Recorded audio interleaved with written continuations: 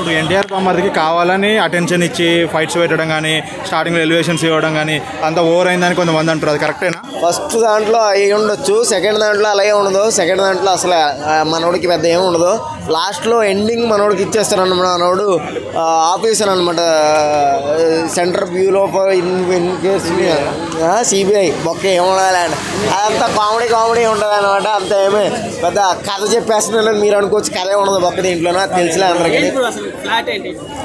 ఏముండదన్న, పెళ్ళి college friends return వచ్చి ఆడు పెళ్ళి అయితే ఆడు పెళ్ళికి వెళ్తాడో, పెళ్లి కూతురేమో ర్యాపిడో ఓడితోటి లేచిపోద్ది, ర్యాపిడో ఓడితోటి పెళ్ళి లేచిపోద్ది, ఇంకా బాధపడిపోయి ర్యాపిడో ఓడితోటి లేచిపోద్ది, ఇంకా బాధపడిపోయి వీళ్ళందరూ నలుగురు గోవాకి వెళ్తారు. గోవాకి ఎవడు తీసుకెళ్తాడండి, అల్లు అర్జున్ బామ్మద్ది, ఆడే పెద్ద ఎన్టీఆర్ బామ్మద్ది సెంట్రల్ బ్యూరో ఆఫ్ ఇన్వెస్టిగేషన్ చేస్తాడు.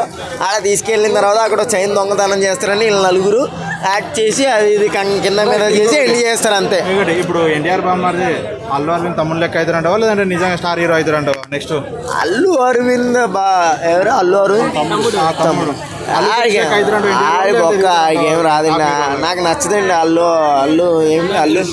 అల్లు శిరీష్ అది ఏమో యాక్టింగ్ నచ్చదు. మనోడు బాగుంటుంది కానీ ఏదైనా కొత్త కంటెంట్లు తీసుకుని కొంచెం క్రైమ్ కానీ లేకపోతే పోలీస్ కానీ లేకపోతే ఏదైనా ఇలా తీసుకుంటే బాగుంటుందేమో అనిపిస్తుంది. ఇలా కామెడీ జోనర్లో వెళ్ళినా బాగుంటుంది, ఎందుకంటే ఈజ్ ఉన్న బాడీ అనమాట మనోడిది, బాగుంటుంది అనమాట. అంటే అలా ఏముండదు, మొత్తం మొద్దు అనమాట, అది నాకు నచ్చడు అంతే. అంతకుమించి ఏం కాదు. సినిమా ఓవరాల్గా ఎవరేజ్.